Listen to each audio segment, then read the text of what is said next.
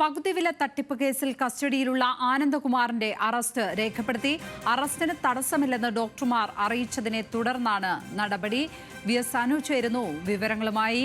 Anu, ആനന്ദകുമാറിന്റെ arrest ഏതൊക്കെ വകുപ്പുകൾ ചുമത്തിയാണ്? ഇപ്പോൾ അദ്ദേഹത്തിന്റെ ആരോഗ്യസ്ഥിതി എങ്ങനെയാണ്? ദേഹാസ്വാസ്ഥ്യത്തെ തുടർന്ന് ഐസിയുവിൽ ആക്കിയിരിക്കുകയായിരുന്നു. ഇപ്പോൾ എന്താണ് അവസ്ഥ?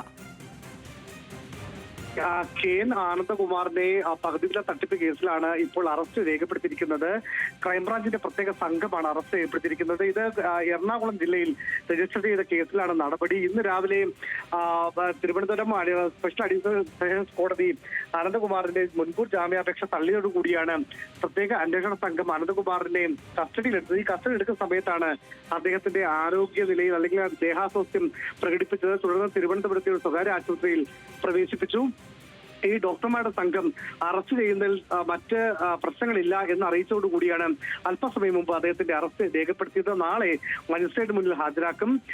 ലക്ഷ്യം സൂചിപ്പിച്ച പോലെ തന്നെ ഈ വിശ്വാസവഞ്ചന, ഈ പണം തട്ടിപ്പെന്നടക്കമുള്ള വകുപ്പുകളാണ് അനന്തകുമാറിനെ ചുമത്തിയിട്ടുള്ളത്. നേരത്തെ അദ്ദേഹം മുൻകൂർ ജാമ്യാപേക്ഷയിൽ പറഞ്ഞിരുന്നത് ഈ പണം വാങ്ങിയത് താനല്ല, ഒരു ട്രസ്റ്റിന്റെ പേരിലാണ് വാങ്ങിയത്, തനിക്കിൽ പങ്കില്ല എന്ന് പറഞ്ഞെങ്കിലും അതിനെ മറികടക്കുന്ന അല്ലെങ്കിൽ പ്രോസിക്യൂഷന്റെ വാദം ഇക്കാര്യത്തിൽ ആനന്ദകുമാറിന് കൃത്യമായ പങ്കുണ്ട് എന്നുള്ള വാദം ജഡ്ജി അംഗീകരിക്കുകയായിരുന്നു. അങ്ങനെയാണ് അദ്ദേഹത്തിന് മുൻകൂർ ജാമ്യാപേക്ഷ നിരസിച്ചത്.